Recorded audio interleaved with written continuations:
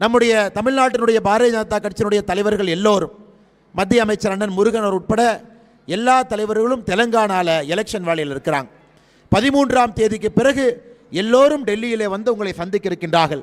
உங்களிடம் நான் வைக்கக்கூடிய அன்பான வேண்டுகோள், அருமை சொந்தங்களே, இந்த முறை நாம் பாரத பிரதமர் நரேந்திர மோடி அவர்களோடு இருக்க வேண்டும். அவருடைய கரம் பதித்து நாம் நிற்க வேண்டும். புதுடெல்லியில் இருக்கக்கூடிய 7 பாராளுமன்ற தொகுதியிலும் கூட நம்முடைய பாரதிய ஜனதா கட்சியினுடைய உறுப்பினர்களை வெற்றி பெற செய்ய வேண்டும் என்று பணிவன்போடு கேட்டுக்கொள்வதற்காக நாம் எல்லாம் இங்கே வந்திருக்கின்றோம். அருமை சொந்தங்களே, எதற்காக நாம் மோடியோடு இருக்க வேண்டும்? ஒரு நிமிடம் நீங்களே யோசிச்சு பாருங்க. நம்முடைய தமிழகத்தில் நாம் சொல்லுவோம், வள்ளுவனை தன்னை உலகனுக்கே தந்து வான்புகழ் கொண்ட தமிழ்நாடு என்று சொல்லுவோம். வள்ளுவனை உலகுக்கு சமர்ப்பித்த நம்முடைய தமிழகம் இன்னைக்கு திருவள்ளுவரை உலகம் முழுவதும் ஒரு மனிதன் எடுத்துச் சென்றிருக்கின்றார் என்றால் அது பாரத பிரதமர் நரேந்திர மோடி அவர்கள். 2024 நம்முடைய தேர்தல் அறிக்கையை நீங்கள் ஒரு நிமிடம் பாருங்கள். தேர்தல் அறிக்கையில் பிரதமர் அவர்கள் சொல்லியிருக்கின்றார்கள், உலகம் முழுவதுமே திருவள்ளுவர் கலாச்சார மையத்தை அமைப்போம் என்று சொல்லியிருக்கின்றார்கள். உலகம் முழுவதும் திருவள்ளுவர் கலாச்சார மையத்தை உலகம் முழுவதும் அமைப்பேன் என்று சொல்லியிருக்கின்றார்.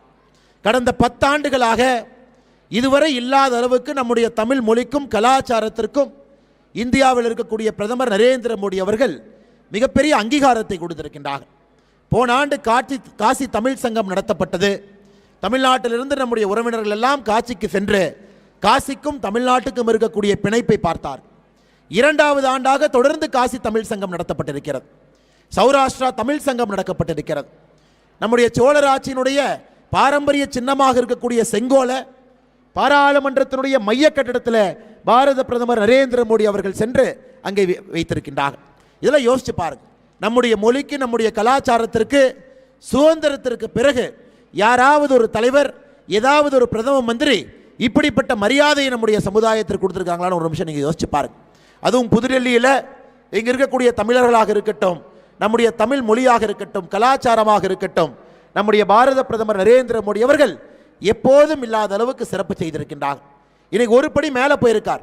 உலகம் முழுவதுமே திருவள்ளுவர் கலாச்சார மையத்தை நாம் அமைப்போம் என்று சொல்லியிருக்கின்றார். திருவள்ளுவருடைய சிலையை இப்போ தான் பாரிஸ் பக்கத்தில் நிறுவனாங்க. அது மட்டும் இல்லை, திருக்குறளை 100 மொழியிலே மொழிபெயர்ப்போம் என்று சம்மதம் எடுத்து நம்முடைய பிரதமர் அவர்கள் இதுவரை 10 அயல்நாட்டு மொழியிலே மொழிபெயர்த்து வெளியிட்டிருக்கின்றார்கள்.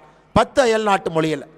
சமீபத்தில் பாப்பா நியூகினியா நாட்டுக்கு சென்ற பொழுது அந்த நாட்டினுடைய மொழியாக இருக்கக்கூடிய டோக் பிசின் என்கின்ற மொழியில் நம்முடைய திருக்குறளை அந்த ஊர் பாப்பா நியூகினியாவில் வெளியிட்டு விட்டு வந்திருக்கின்றார்கள்.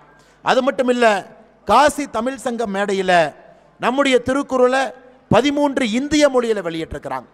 பார்வையில்லாத நம்முடைய சகோதர சகோதரிகள் அவர்களும் திருக்குறளை படிக்க வேண்டும் என்பதற்காக பிரெயில் மொழியினை நம்முடைய பிரதமர் அவர்கள் வெளியிட்டிருக்கின்றார்கள். அருமை சகோதர சகோதரிகளே, இதெல்லாம் நம்முடைய மண்ணிற்கும், நம்முடைய கலாச்சாரத்திற்கும், நம்முடைய மொழிக்கும் நம்முடைய பாரத பிரதமர் நரேந்திர மோடி அவர்கள் கொடுத்திருக்கக்கூடிய மரியாதை.